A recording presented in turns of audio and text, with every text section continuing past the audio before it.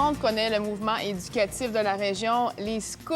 Bien, aujourd'hui, je vous en parle parce qu'ils ont plein de scoops à nous donner et de la nouveauté. On connaît vraiment bien ce mouvement-là. Mais aujourd'hui, c'est l'agente de développement, Mme Mélanie Tanguay, qui est avec moi. Bonjour. Bonjour. Je suis trop excitée de le dire. On dirait que je me sens comme si je détenais un secret que je n'avais pas le droit de dévoiler avant. On peut-tu l'annoncer en partant? On a droit. Alors, les scouts vont changer de costume. Oui. Ça va se passer quand exactement? Officiellement, à partir de septembre. Donc là, moi, je suis la première en Estrie à l'avoir reçu hier, justement pour l'entrevue. La majorité des membres ne l'ont pas encore vu seulement. Fait que c'est vraiment... C'est aujourd'hui qu'on dévoile le secret. Oui. Alors, vous avez officiellement le nouveau... c'est le nouveau bleu, dans le fond, des scouts. Avant, vous étiez en quelle couleur? Oh, ça varie beaucoup. Les tout-petits, les castors et les hirondelles étaient en jaune, les louveteaux en vert, les éclaireurs et les intrépides en bleu, les pionniers-pionnières en rouge. Mais là, on diminue un peu les quantités. On va avoir moins de couleurs. Maintenant, parlez-nous de la mission des scouts, en général. Oui, mais je vous dirais qu'en gros, la mission, c'est d'offrir des activités éducatives intéressantes, dynamiques pour les jeunes de 7 à 25 ans.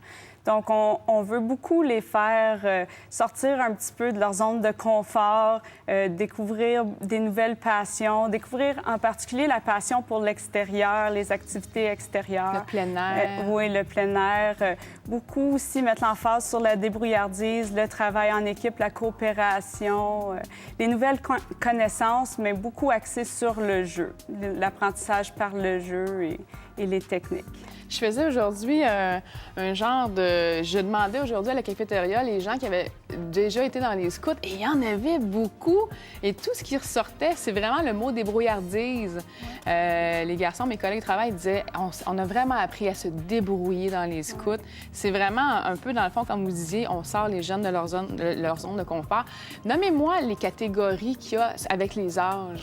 Oui, bien, on a les castors et les hirondelles qui sont les 7-8 ans. Après ça, c'est les louveteaux et les exploratrices qui ont 9 à 11 ans, suivi des éclaireurs et des intrépides qui ont 12 à 14, les pionniers-pionnières 14 à 17, puis nos routiers ont 17 à 25 ans. Donc, ce sont des jeunes adultes qui sont en tant que jeunes dans le mouvement scout. Ils peuvent aussi animer à cet âge-là, mais ils veulent continuer leur cheminement dans les scouts en tant que jeunes. Puis à 25 ans, bien, s'ils veulent continuer, il faut qu'ils s'engagent dans l'animation. Et là, il y en a combien de groupes, comme juste en Estrie, là? Il y a combien de scouts? En Estrie, on est environ 1000 scouts. Nous, notre zone, notre territoire, si vous voulez, c'est l'Érable. L'Érable regroupe le centre du Québec et l'Estrie. Puis en tout, on est 1670 à peu près.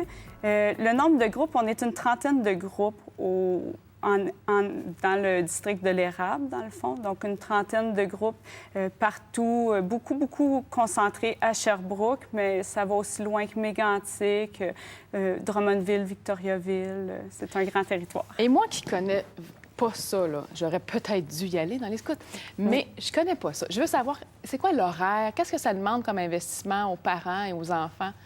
Bien, habituellement, la majorité des groupes, c'est entre 1h30 et 2 heures par semaine. À toutes les semaines, on suit le calendrier scolaire beaucoup, donc de septembre au mois de juin. Il y a habituellement 3 ou 4 camps par année. Normalement, c'est 1 par saison.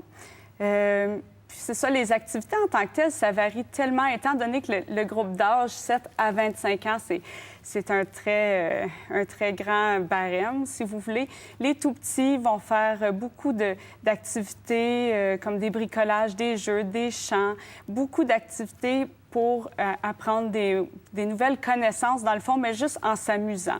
Plus on vieillit, plus on demande de la participation, plus on demande aux jeunes de partager des nouvelles connaissances, d'apporter des nouvelles connaissances au groupe. Puis les plus vieux, on leur demande un pas de plus, de servir la communauté. Donc, ils vont faire beaucoup... Ce qui est les valeurs du fondateur, dans le fond. Oui. Donc, beaucoup d'aide humanitaire, beaucoup de bénévolat chez les plus vieux.